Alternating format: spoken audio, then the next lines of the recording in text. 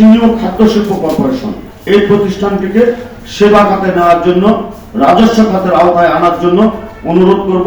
বাংলাদেশ চিনি শিল্প, এই চিনি শিল্প শুধু শিল্প প্রতিষ্ঠান না, এর সঙ্গে যুক্ত বাংলাদেশ চিনি ও খাদ্য শিল্প কর্পোরেশন, মানে দুইটি মন্ত্রণালয়, একটা শিল্প মন্ত্রণালয় এবং একটা খাদ্য মন্ত্রণালয়।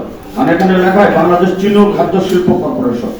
এবং এই চিনিটি বাংলাদেশের যে নিজস্ব মিলগুলোতে যে চিনিটি উৎপাদন হয়, সেই চিনিটি একান্তই স্বাস্থ্যসম্মত এবং শিশু খাদ্য হিসেবে বিবেচিত করা হয়।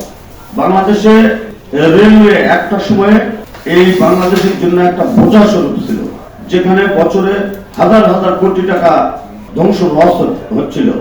সেই চিনি রেলওয়েকে সেবা খাত হিসাবে রাজস্ব খাতে প্রণয়ন করা হয়। তো আমি বাংলাদেশ সরকারের কাছে, যেহেতু সে তার নির্বাচনী ইশতেহার 31 দফা, সেই 31 দফার ভিতরে সে বারবার উল্লেখ করেছিল এবং বিভিন্ন রাজনৈতিক প্রোগ্রামে, যেমন কুষ্টিয়া সহ আরো দু একটি জায়গায় দিনাজপুরের রাজনৈতিক প্রোগ্রামে সে বারবার বলেছিল, নির্বাচিত তাকে যদি আল্লাহ নির্বাচিত করে, নির্বাচিত হওয়ার পরে তার প্রথম পদক্ষেপ থাকবে এই বন্ধ চিনিকল শুধু না, বন্ধ কল কারখানাগুলো চালুর বিষয়ে উদ্যোগ নেওয়া।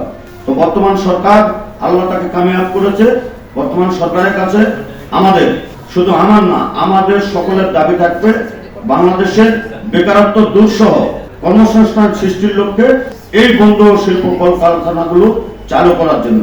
পাশাপাশি যেহেতু চিনি ও খাদ্য শিল্প কর্পোরেশন এই প্রতিষ্ঠানটিকে সেবা খাতে নেওয়ার জন্য, রাজস্ব খাতের আওতায় আনার জন্য অনুরোধ করব।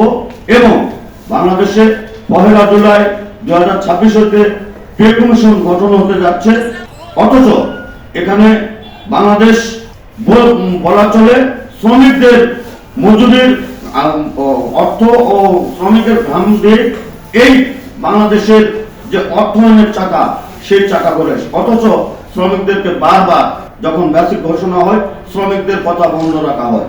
আমি বাংলাদেশ সরকারের কাছে অনুরোধ করব, 1 জুলাই 2026 হতে পে কমিশনের পাশাপাশি মজুরি কমিশন এবং বন্ধ চিনি কলগুলো সহ প্রত্যেকটি শিল্প কল কারখানা চালু করার বিষয়ে সিদ্ধান্ত নেবেন।